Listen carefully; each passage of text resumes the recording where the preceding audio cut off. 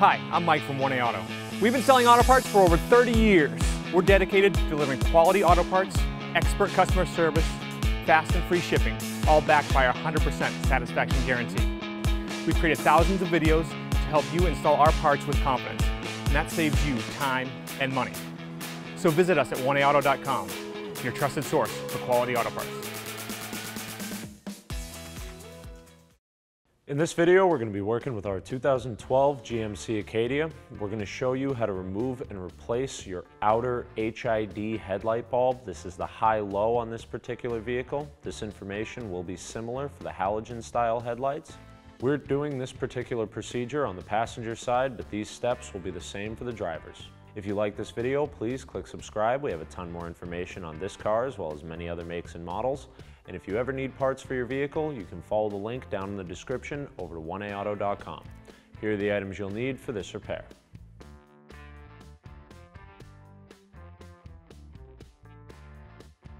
This job can easily be done on the ground, but we're going to raise and support our vehicle to make it easier to film and show you what's going on.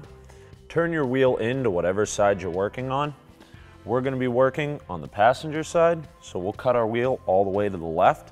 If you're working on the driver's side, you'll want to cut the wheel all the way to the right.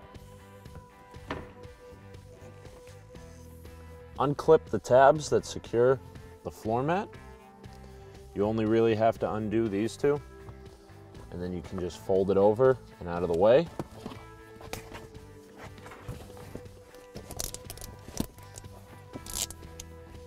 This cover is where your battery is located.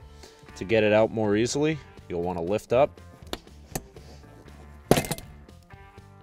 and snap this plastic cover off of the seat rail. Remove this T20 Torx screw here. I'm going to do that with a Torx socket, ratchet, and extension. Remove the screw from the cover. Lift the cover up and away. Remove the negative side of the battery with a 10mm socket, ratchet, and extension. Remove the terminal from the battery and place it out of the way.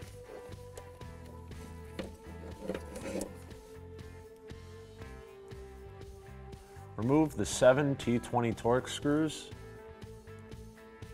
We have 2 on the bottom here and 5 running up along the back side of the bumper and the fender.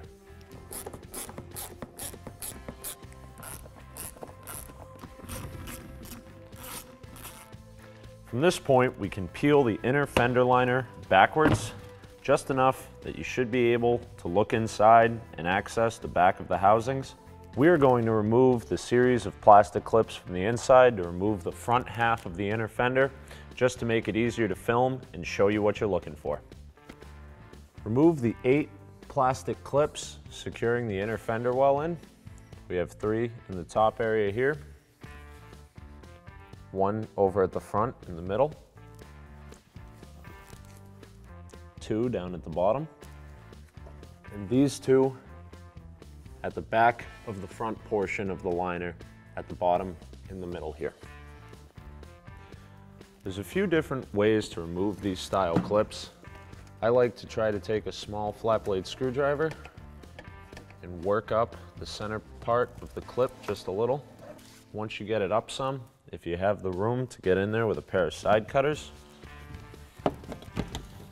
you can sneak them underneath and then pry up evenly from both sides.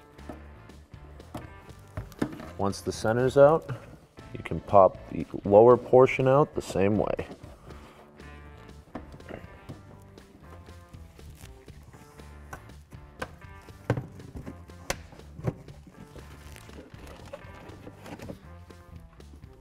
So remove the wheel liner.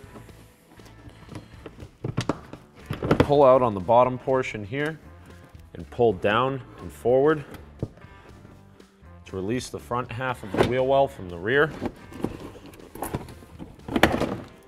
and sneak it out of the bottom. The headlight housing can be found up in the top after we've removed the wheel well.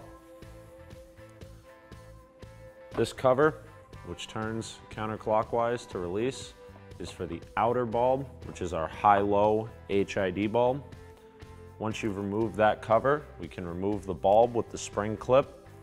Just be sure that your key is out and your battery is disconnected before working on this portion of the headlight, as HID bulbs are high voltage. The spring clip pushes in and then is slid up out of the hook. It'll then swing away and allow us to remove our HID bulb from the assembly. Use a small flat blade screwdriver to lift up on these tabs on either side and pop the connector up. Do the same thing on the back side. You may have to work them back and forth a couple of times before they pop off and release from the bulb.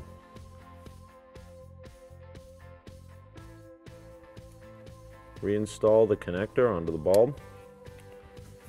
Reinstall the bulb into the housing. Always be careful not to touch the glass on the bulbs with your fingers, as the oils on your fingers can cause the bulbs to fail prematurely. Swing that latch closed here, push down and pull the spring back into its hook. Just give it a quick wiggle to make sure that everything's in there nice and secure before we reinstall our rear cover. Turn it clockwise to lock it back into place. Reinstall your inner wheel well liner. You can do this by pushing it up from the bottom and rotating it in over the tire. Be sure that the top slides in to place behind the rear liner, as well as on the sides.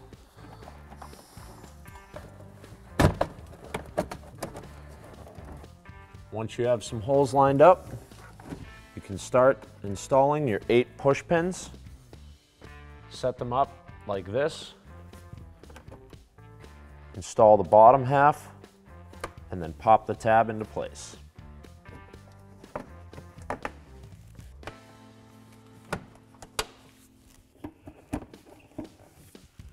Reinstall your 7 T20 Torx screws. We'll start them a couple of threads by hand before we install them with our socket and ratchet.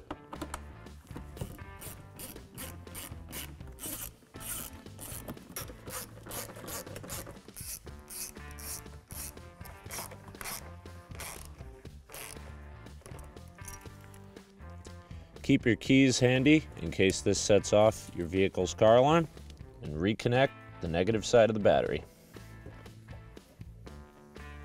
Tighten up the 10mm bolt. Now reinstall the cover.